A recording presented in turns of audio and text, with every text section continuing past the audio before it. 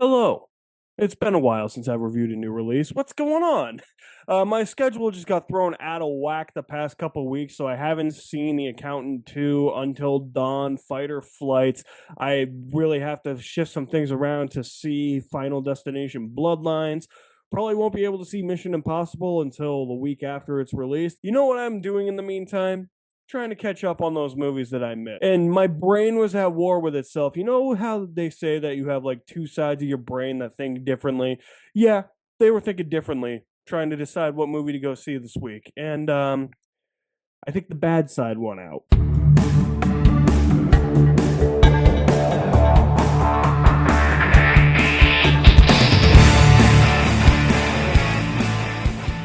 So Shadow Force is written and directed by Joe Carnahan, stars Omar Sy, Kerry Washington, Davine Joy Randolph, and Mark Strong as the villain, because of course he's going to play a villain in this movie. It is about two people who were once part of this clandestine organization named Shadow Force, which had specific rules to it. One of them, you couldn't fall in love with any other operatives that you were paired with, and these two happened to fall in love, so they left the organization, and now Mark Strong is coming after them in a fit of revenge. That's really this movie in a nutshell, and it sounds cool on paper, even if it doesn't sound all that original, but in execution, it is completely horrendous. And honestly, Joe Carnahan makes me a little bit skeptical because he's really hit or miss. When he's on, but when he's bad, he can be really bad. And this is unfortunately one of his bad ones. This is just a disjointed mess of a action movie. I really can't believe that this movie got theatrically released. This felt like a shitty Netflix action movie just released by the major studios that release action movies in theaters instead of straight to streaming. I could pick apart this movie for days. I saw this a couple days ago. How I remember it, I have no idea. The fact that I'm coming to review it a couple days later just tells you how much I care about this damn thing. But seriously, man, like there's this little kid in the movie. Their little kid, Omar Sy and Kerry Washington's little kid. Like he's probably the best part of the movie, but everything just lacks logic in this movie. Like there's bullets spraying, explosions going off, knives are being thrown, smoke is being extracted, and this kid has no harm. He's in the face of danger. He is in the line of fire every second of the movie, and somehow he makes it out alive. I know it's a movie. I know you got to suspend your disbelief, and I'm all for that with movies like this. I mean, come on, how many MCU movies do we have where we have to suspend our disbelief? There's what, 36 MCU movies now? Yeah, of course I'm going to suspend my disbelief. There's fucking 9 Star Wars movies. Of course I'm going to suspend my disbelief. Star Wars is a giant fantasy space opera. It doesn't exist, of course. There's only so much of it I can take. It tries to go so far over the top to the part where it just feels cartoony and fake. Not to mention disjointed, because the characters make stupid decisions. The plot moves along at a really non-brisk pace. I'll say that for an hour and a half movie. I found myself falling asleep. I was like, man, Sinners is 2 hours and 17 minutes. Shadow Force is an hour and 40. Sinners felt like it was shorter than this movie. Go see Sinners. That is a great fucking movie. There's not much you'll learn about the characters. There's not much you'll learn about the villain himself. It's one of the lamest villains I've seen Mark Strong portray in a movie. Of course, when he's in a movie like this, you know he's going to be the villain, as I said from the get-go. Yeah, he's the main villain. His motivation, once you find out what it is, one of the stupidest things I've ever seen. I'm like, really? That's it? You can't think of anything better. What if there were secrets that they uncovered about you, and that was your motivation? You didn't want those leaked. I could have lived with that. But when the villain's motivation, spoiler alert, if you actually freaking care, I don't think you do, is that they fell in love and now I want revenge because they fell in love and left my organization.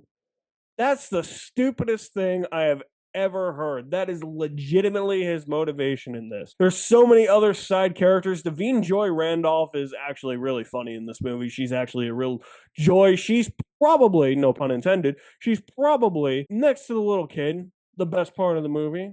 Everybody else, though, is just feels like a cardboard cutout Swiss cheese character that is just expendable for the sake of being expendable. Even Kerry Washington and Omar Sy. And the movie could really make up for a really terrible script like that if it had sweet, slick action, right? This movie doesn't have that either. Anytime there's an action sequence on screen, the action is somehow either obstructed or obscured so that you can't really see what's going on, and it's also poorly edited too. It's a lot of quick cut, shaky cam movements, cameras swinging way too fast sometimes.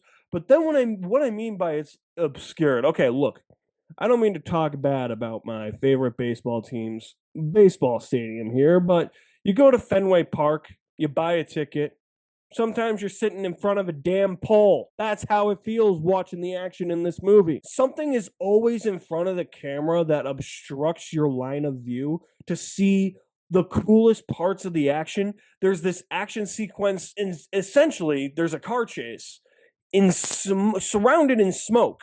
Somebody throws smoke or explosion goes off or something. And the entire thing is in smoke, and you get brief glimpses of Kerry Washington popping out of the top of a car, and then she'll disappear. It's like, why isn't everything that I want to see in frame? Or there's a fight later on in the movie where somebody throws something and it goes directly in front of the camera, but then you miss like one or two punches from one of the other henchmen villains. How do you structure an action scene to be that bad?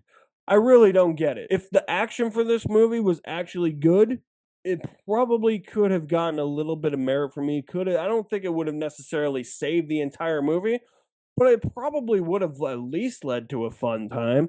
But as it is, it's disjointed, it's messy, the characters suck, it lacks a lot of logic, the action isn't very good, and it's one of the lamest villains I've ever seen. This is one of the worst action movies I've seen in quite a while, honestly. Probably a few years. Well, you know how I feel about the Netflix ones, but in terms of theatrically released action movies, this is probably the worst I've seen in a while. I'm not going to go full popcorn hell on this because it did have Davine Joy Randolph making me laugh in some parts. Like, she was actually relishing the stupidity of the movie. She was actually leaning into it, and she knew that she was in a bad movie. So I can give it at least that. And the little kid was funny at some parts too, but Shadow Force doesn't go beyond the fact that it's only enjoyable with stale popcorn. Close to popcorn hell, not quite there. Definitely not the worst movie I've seen all year. We'll save that for the worst of the year video. So, as I said, I'm catching up on some movies that I haven't seen. What are your thoughts if you have seen Shadow Force as to what you thought of this movie? Good luck to you if you see it. Let me know what you think of it in the comments below. I will leave my link to my website in the description below as well. You guys are the best. Thank you for watching. My name is Alex Madden, and I will see you at the movies somewhere.